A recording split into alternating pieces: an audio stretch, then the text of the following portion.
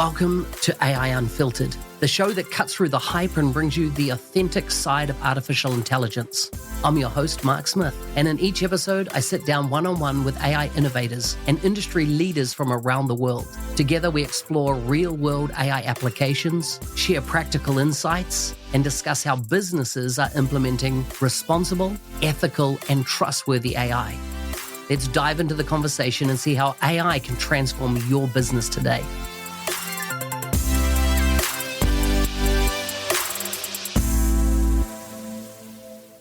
Welcome back to the Microsoft Innovation Podcast. Today, we're dialing in from Germany to meet someone who's quietly reshaping how trust works in tech.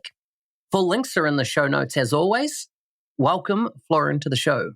Thanks, Mark, and thanks for having me. I'm very glad to be here with you.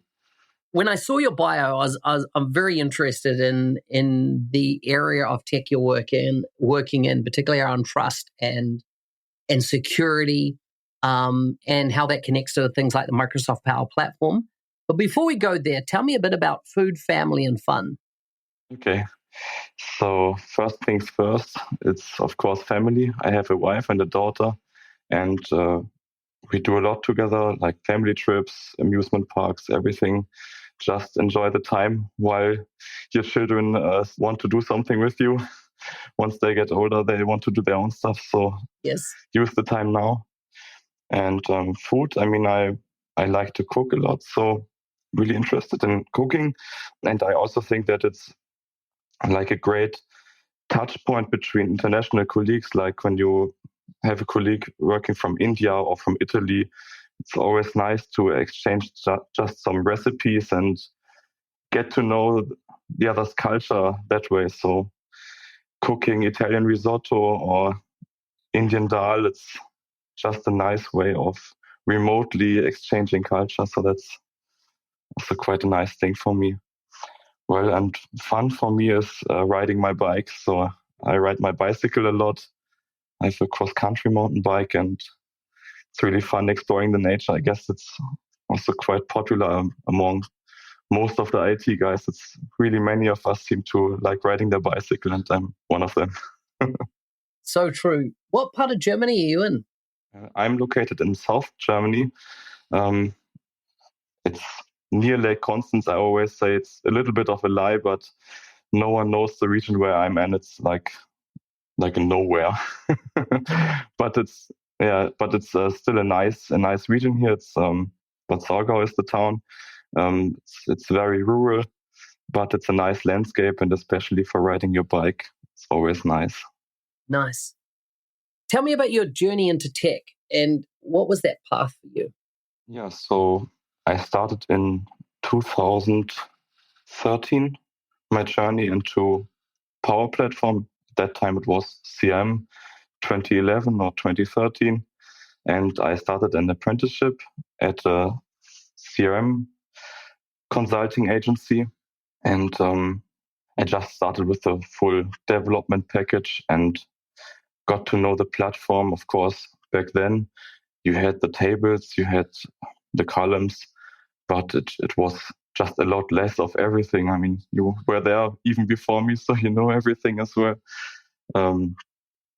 It was just, I think the technical basis was very solid already back then. But when you take a look back, what was added now in the last years, it's mind-blowing. I think how much the platform evolved and how much stuff there's now around everything, basically. Yeah, but that was the starting point, the apprenticeship then. So bring me up to speed and how particularly things like open source have entered into your purview and how you look at things. You know, a lot of people, when they consider Microsoft, they don't think open source, right? They think of the licensing contracts, etc. But tell me, what's your view on open source and what are you doing in that space? So I have always been a fan of open source software. I have been playing around with Linux all my life, basically, from right from my first PC on. I found it fascinating. And when I was a young adult, I had a very restless mind. So I had really the issue that my mind had to be occupied the whole day. I was thinking about stuff and at that point of time, it was a burden at that point. And I thought it does not have to be a burden. If I could focus all this mind power on something productive, it could be a superpower instead of the burden. And I thought, okay, what could I do? It would be really cool to be an open source developer myself. And I thought, okay, why not do it in relation to Dynamics CRM? I mean, the platform is there. Even back then, I think Microsoft started really early that you could get free development organizations if you did open source software, for example. And I thought, okay, I mean, everyone profits from it. I can speed up my learning process inside the platform, and people can use it and can profit from it that way as well. So I thought, okay, let's start. Why not? And back in the days, there was just so little default functionality inside Dataverse. I remember when we did client-side scripting and we had to fetch stuff, and we always had this boilerplate code, like 100 lines of code for fetching any value for a record in the form. And I thought, when Web API arrived, that was really a neat technology, but still the boilerplate code was there. And so I thought, okay, I could write a wrapper for that. And then I wrote my first library. It was XRM Web API client. It's still in use today. And that was just my first tool for really trying to give something back to the community and participating in there. Well, that was the starting point for many other technologies that followed up. I think the one I'm most proud of is XRM templating language, which is like a custom programming language that I created, like from ground up.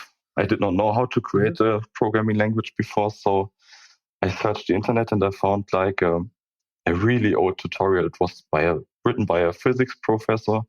It was like 30 years old at that point already, so it was really old. It was a text file or it was multiple text files, and it was written in Turbo Pascal. It was an adventure. Yep. And so I locked myself up for a weekend and installed Turbo Pascal to follow the tutorial. And once I understood how this works, it was a recursive descent parser. I thought, okay, I can do that in C# as well. And so I sat there and wrote my own templating language using this tutorial. And that is what is today XRM templating language. And I used it for email templating, but we also had like customers at my employee, which were in the communication area. And you would not believe what rules they have for generating salutations. It's really absurd what people like to be called sometimes, like especially if they are royals or something like that.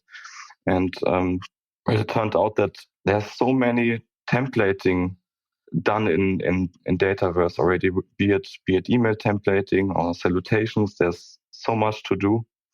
And I thought, well, if I really focus on just templating and do it really well, it can be like a good product basically forever. And shortly after, I mean, PowerFX arrived. And of course, this is now the most prominent low-code platform. And of course, you can also use it for templating and so on. But I guess I still have my niche with templating regarding emails and so on with XM templating language. And I'm already thinking about new use cases for doing templating in Dynamics. So you can ever extend it. But I'm a little bit cursed with Microsoft delivering what I did like half a year later or something like that. It's always the same. How is that journey and the influence from the templating language, the open source, etc.? What are you doing now from an AI perspective, and how does that inform what you're doing in the AI space?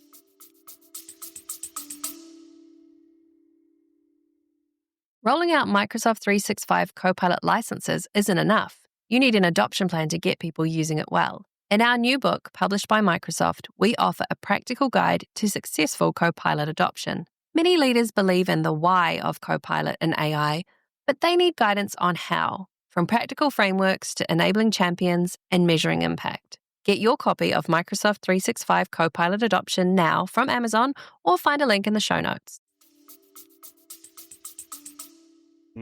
So when ChatGPT first arrived, I found it a really interesting technology, and I wanted to start right ahead. And at first you could prompt ChatGPT, of course, but if you wanted to do stuff that we used to do with machine learning first, then you had to train your own models. And I took a look on the documentation on how you train your own models. And basically it's this few-shot learning. So you provide GPT with a given set of inputs and a given set of derived outputs that you would want for these inputs.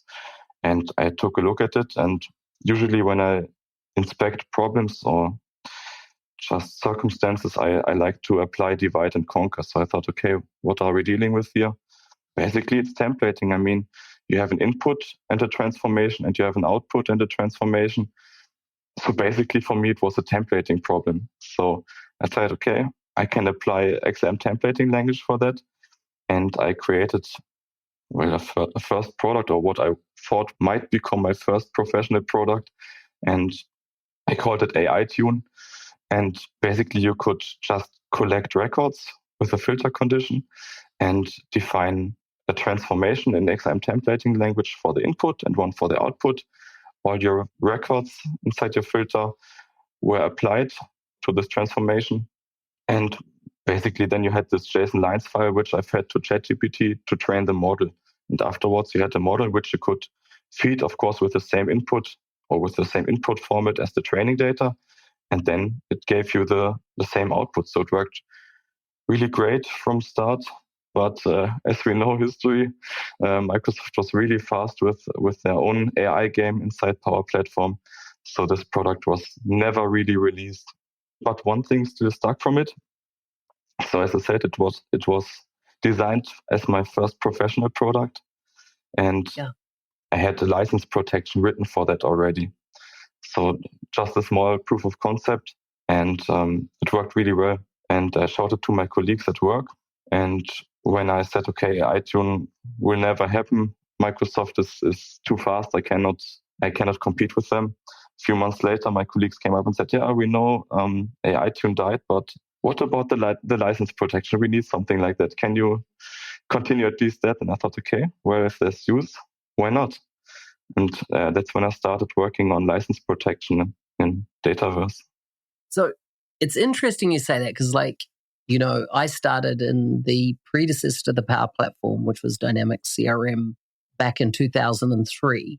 And all through that time, I've been involved in companies who have produced add-ons, right, to the Power Platform and/or Dynamics. And one of the biggest bugbears any company has had in this space has been licensing protection. How do I protect the IP that I created? Because of the way the Power Platform, Dataverse, etc. runs, it's kind of open. And so ultimately, it can be reverse engineered, right? It can be copied. It can be extracted away. So I'm very interested in, so how did your, this login-based licensing model that you've created, how do you think about it? What's the common use cases that you're seeing your customers use it for? And what problem does it solve? Yes, sure. So as I said, license protection has been a topic for a very long time. And I guess most commonly it was just ignored because it was just so difficult to get it working in there. But our tools that we can use inside Dataverse have evolved drastically. And now there's a lot more that we can do for protecting our services. I think one point has to be very clear. No matter what you do for license protection inside Dataverse, Dataverse is just designed that the personal power is always the administrator of the environment. So you cannot rule over them. No matter which licensing service you choose, whether it be an online license protection service or my solution or one you've written yourself, if you have an administrator who decides to mess with your logic, to override your assemblies, there's nothing to do against that. They are just in power of their environment, and I think that's also good that they are in power of it. But I questioned myself a lot regarding how big is this problem really?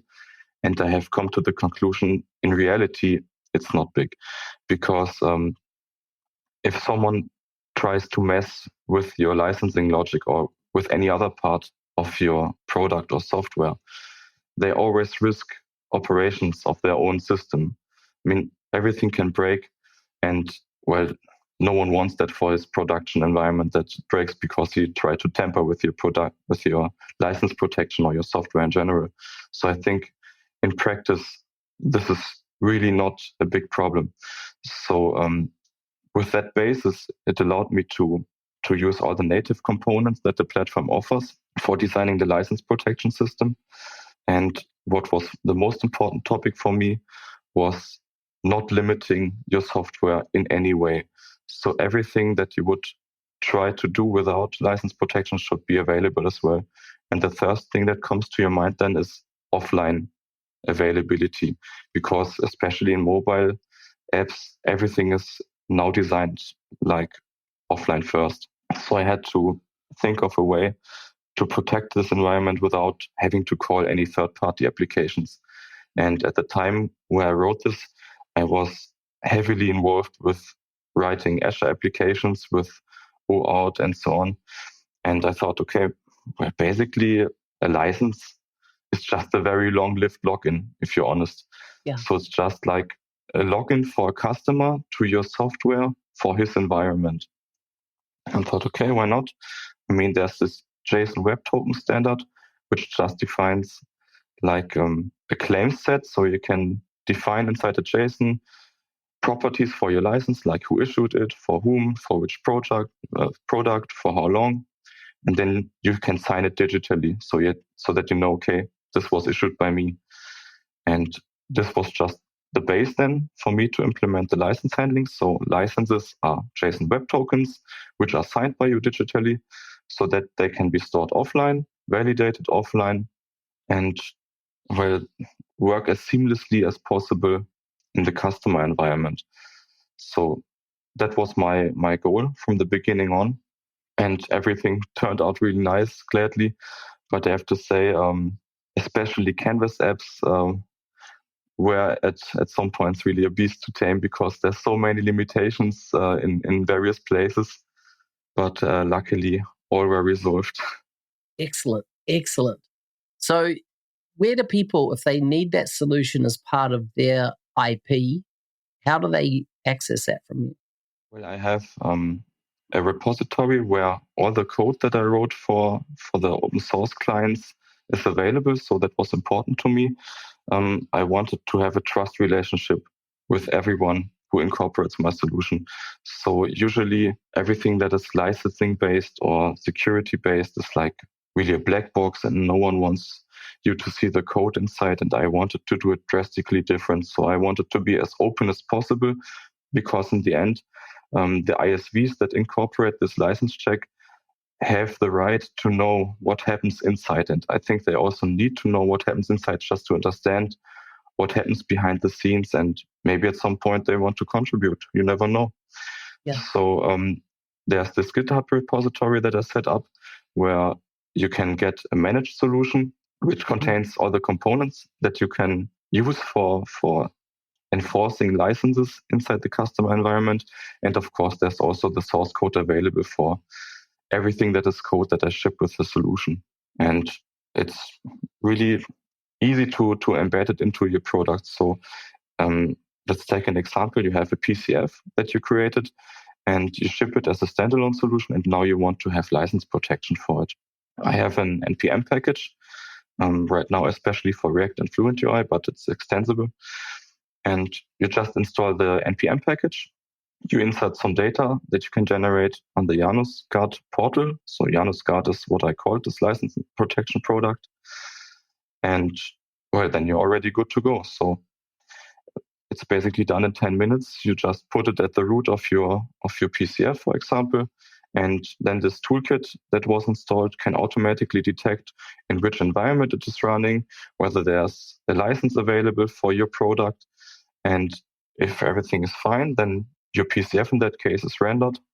And if not, then user is prompted for a valid license and your product or PCF is not being shown. And that is the same principle, more or less, for Canvas apps, for flows, and for plugins. and you could even use it for forms if you want to. Wow, that's amazing. That's amazing that it's that flexible. What's the risk and the opportunity for developers do you see, and really looking at yourself as an example, in that AI is becoming so much more prevalent in the development life cycle? Microsoft claiming recently, I think that 30% of their code is now AI written. First of all, what do you see the risks for developers? And then the converse to that, what do you see as the opportunity for developers now that AI tooling from a developer perspective is becoming much more prevalent? Yes, sure. So I think probably every developer today uses AI in some way for assisting in writing the code. So I have done various experiments on trying to find out how I myself can work best with AI. And I tried letting AI write code for me. And of course, most of the time, especially for easy tasks, it works well. But I also had encounters where I threw like a very big function at AI and said, okay, please make or change this or that. And it did so. But on the way out, it changed completely unrelated paths of my code, which I did not expect to change. And sometimes functions were being thrown out and just the comment was replaced instead, saying implementation would be here. And I thought, okay, well, that's not really what I wanted. I think for some people it may work better, for some people it may work worse. But what turned out the best for me personally was to use AI like as a partner programming peer, so to say. So I like it a lot for telling it ideas that I want to implement and how I want to implement it. And I mean, AI, especially ChatGPT, has this tendency to praise you all the time, like you are so great and Yes. it's so good what you're doing. And I don't need that. I want it to be brutally honest, and I want it to make me reconsider everything that I'm doing. And I guess only then you can really unlock the full potential of AI. So that's how I use it. Most of the time I give it snippets that I have already written and say, okay, now tell me, where did I mess up? And of course, if it's something simple like boilerplate code, I still let AI write the code for me. And afterwards, I check it thoroughly. And what is important to me is I really want to understand every single line that is written by AI. I don't want to copy and paste it and say, okay, it's working. I'm glad. I really want to understand it. I mean, back then when we didn't have AI and IntelliSense was the coolest tool everywhere. Like after 2 or 3 years, I said, I have the feeling I'm becoming too dependent on IntelliSense. Like if you have the feeling, okay, now when the IntelliSense server crashes, I'm not able to work anymore, that doesn't feel good. So for me, that was an exercise to just shut down IntelliSense for a while, just for me to know that I'm able to work without IntelliSense as well. And well, I guess I took over this learning to AI as well. So I myself, I just don't want to become too dependent of everything, because it's so easy, right? So you give a prompt to ChatGPT and you get your function and you take a look at it and you say, okay, I understand everything that it wrote. It's fine for me. But when you take a different route and say, okay, would I have come up with the same solution without ChatGPT providing me all the code? Most of the cases when I tried it first to recreate it in the next instance, I was not able to fulfill what I wanted to do without AI. So I said, okay, if I'm not able to really reliably reproduce what AI wrote for me, then I better not use it as much as I did before, just so that I don't get stuck in my personal evolution. Yeah, it's an interesting perspective and very grounding. The last question I have for you is around, I know you've worked with a lot of Microsoft partners and you now customer side. Can you give me a contrast of the difference between working for Microsoft partners as opposing to working direct customers? Yes, sure. So when you work for a consultancy or consultant agency, like there's always so much stress and different escalations going on. Like at times you have like 3 or 4 or 5 escalations in parallel, and it's exciting and it's cool to be the hero and save the day. And it's also really great for speed running, just gathering all that knowledge. So it's stressful and it's busy, but if you want to grind your way up fast, I can only recommend doing so. Like, you can never learn as much in so little time as when doing it in that big companies that have so many customers in parallel, where you can bring in your skill set, basically. Yeah. And well, I've always thought in modules and in generic solutions. So most of the time when we had a customer that wanted to have something implemented, and I thought, we could do it generically. I mean, other customers could have the same issues and therefore also the same solutions. So I was eager to create generic solutions all the time. There's a lot of modules that I created, and it was very, very fun. And after a few years, I mean, when you sit at the customer side and they have something they want to solve, you can just bring in all the modules that you have in hand and solve most of the issues right away. And everyone is glad because you don't have to write the same code over and over again. And the customer's happy because it's just way cheaper than writing everything from scratch again. So it's really a fun time. But as it is, of course, once you want to do your own thing, as I wanted to do, you become a competitor of your own company. And this is never well regarded. So I had issues regarding that. And I thought, okay, how could I resolve that? And the solution was just to pick my most interesting customer that I had at the time and said, okay, why not switch sides and work directly for the customer? And gladly it worked out. And at the beginning, I thought, I hope it does not get boring. I hope that it will still be challenging sometimes. And I have to say, it is really challenging. It's just different challenging. I mean, when you're working for a consultant agency, you are not as bound to the customer processes as you are when you are working for the customer directly. So I have the feeling before I had to pay attention to not lose progress with a Dataverse platform, but that was mostly it. And afterwards, we had like processes inside my current employer that are so complex that you have to learn the processes like for months already to really understand them by heart. So now you have the Dataverse platform that you have to keep up with, and also the internal processes.